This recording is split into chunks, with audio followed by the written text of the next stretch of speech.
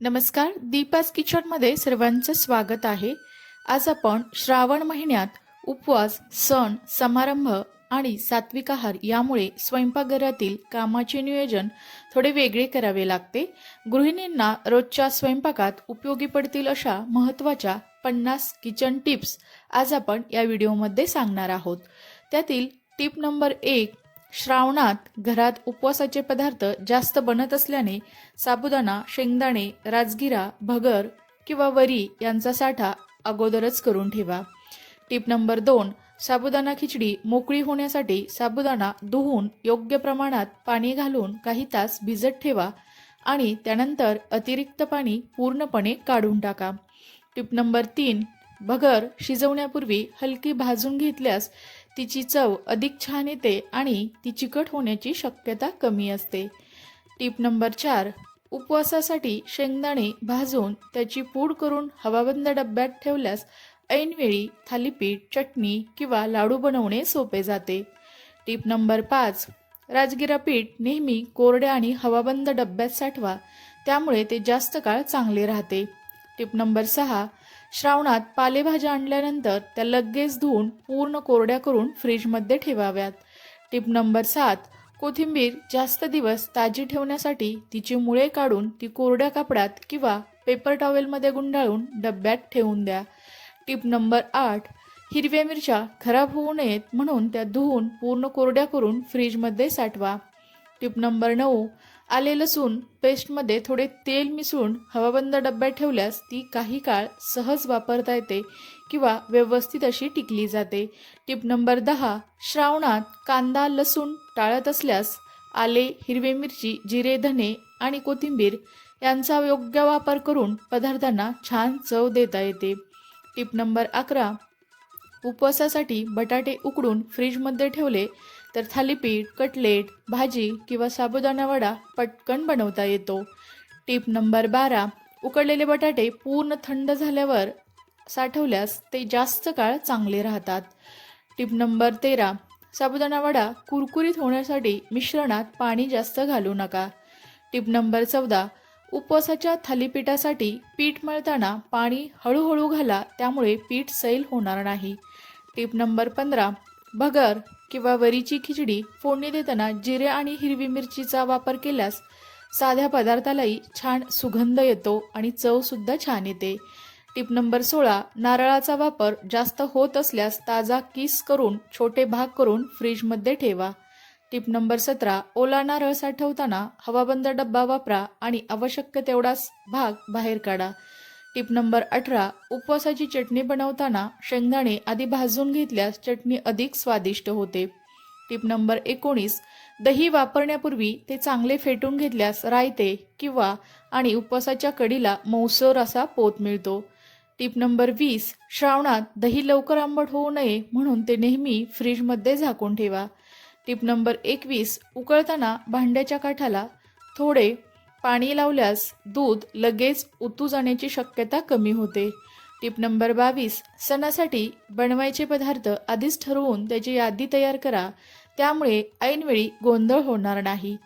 Tip number 23, फराळासाठी लागणारे तूप, साखर, गूळ, सुकामेवा आणि मसाले यांची उपलब्धता आधीच तपासा, त्यामुळे ऐनवेळी गडबड होणार नाही। टिप नंबर 24, सुकामेवा हवाबंद डब्यात ठेवल्यास त्याची चव आणि कुरकुरीतपणा टिकून राहतो।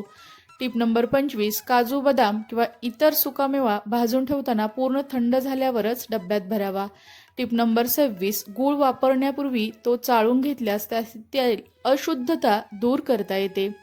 टिप नंबर 27, तूप दीर्घकाळ चांगले राहण्यासाठी ते स्वच्छ आणि कोरड्या डब्यात ठेवा। टिप नंबर 28, पोहे, शेंगदाणे, रवा आणि इतर कोरडे पदार्थ वापरण्यापूर्वी हलके भाजून घेतल्यास त्यांचा स्वाद आणि टिकाऊपणा वाढतो।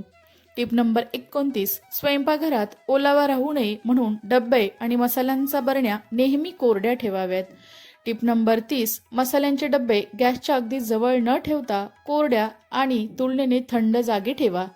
टिप नंबर 31, लिंबाचा जास्त साठा असल्यास ते फ्रीजमध्ये ठेवावे, आवश्यकतेनुसार एक लिंबू वापरल्यास ते जास्त काळ टिकतात। टिप नंबर 32, हिरवी मिरची आणि कोथिंबीर एकत्र ठेवण्याऐवजी वेगवेगळी साठवल्यास दोन्ही लवकर खराब होत नाहीत. Tip number 33. उपवासाच्या दिवशी सकाळची तयारी रात्रीच करून ठेवा. जसे की बटाटे उकडणे, शेंगदाणे भाजणे आणि साहित्य मोजून ठेवणे. यामुळे वेळ वाचतो.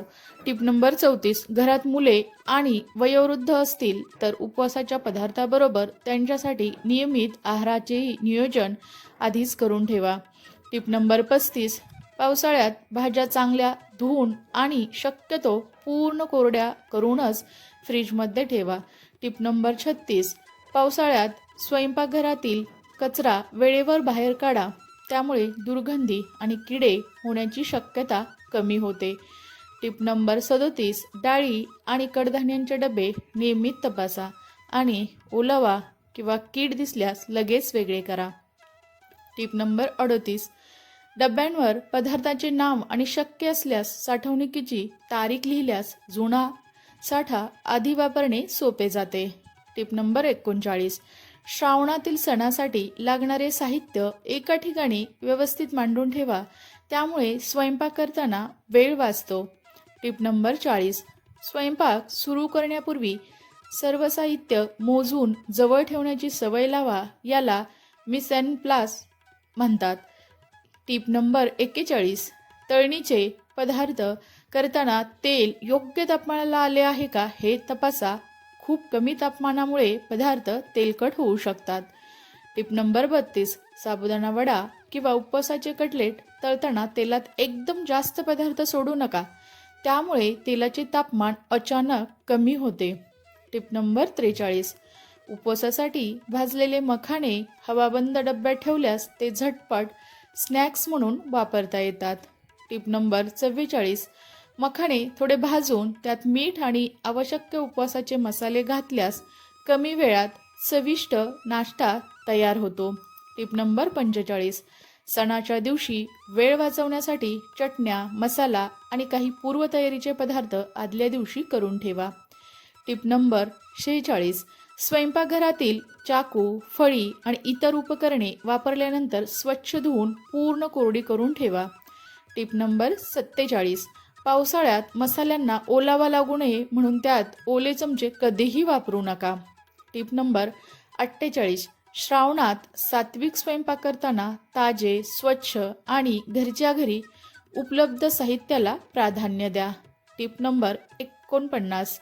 रोजच्या स्वयंपाकाचे आठवड्याचे नियोजन केल्यास उपवास, सण आणि नियमित जेवण यांचा समतोल राखणे सोपे जाते. Tip number 50. सर्वात महत्त्वाचं म्हणजे श्रावणात स्वयंपाकाचा ताण कमी करण्यासाठी पूर्वतयारी, स्वच्छता आणि योग्य साठवणूक यांना प्राधान्य द्या. त्यामुळे कमी वेळात चविष्ट, सात्विक आणि व्यवस्थित स्वयंपाक करता येतो. अशाच व्हिडिओसाठी चॅनेल सबस्क्राईब करा.